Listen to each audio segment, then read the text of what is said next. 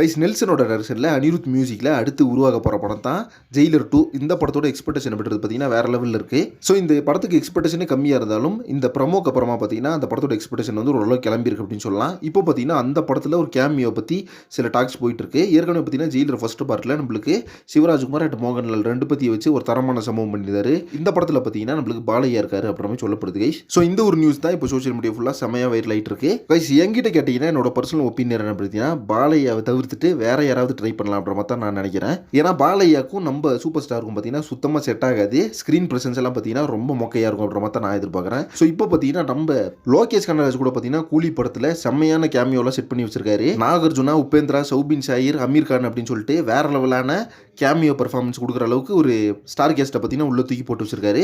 இப்போ பார்த்தீங்கன்னா இவரு போய் ஜெயிலர் 2ல பாலையாவை ட்ரை பண்ணிருக்காரு. இதுக்கு ஜெயிலர் 1 பெட்டர் அப்படின்னு சொல்லலாம். அந்த அளவுக்கு தான் பார்த்தீங்கன்னா இப்போ அந்த பாலையாவோட கேரக்டர்ஸ் அப்படின்றது இருக்குது. தமிழ் சினிமாவை பொறுத்தளவுக்கு ரொம்ப வந்து ட்ரோல் மெட்டீரியலாக பார்க்குற ஒரு கேரக்டர் தான் பாலையா. அவரை தூக்கி சூப்பர் ஸ்டார் கூட ஜெயிலர் 2ல போட்டால் அது எந்த அளவுக்கு வந்து நல்லா இருக்கும்னு சொல்லிட்டு நீங்கள் சொல்லுங்க. ஸோ அதனால ஜெயிலர் 2ல இன்னும் பெட்டரான ஒரு கேமியோ சூஸ் பண்ணால் நல்லா இருக்கும் அப்படின்னு நான் நினைக்கிறேன். ஓகே ஃப்ரெண்ட்ஸ், இதை பற்றி உங்கள் ஒப்பீனியன் என்ன அப்படின்றத கமெண்ட் பாக்ஸில் மறக்காம மென்ஷன் பண்ணுங்க. மேலும் சினிமா பற்றி இன்ட்ரெஸ்டிங்கான தகவலுக்கு சேனலை சப்ஸ்கிரைப் பண்ணுங்க. நெக்ஸ்ட் ஒரு இன்ட்ரெஸ்டிங்கான ரிவ்யூ பண்ணுறேன். Thank you very much friends.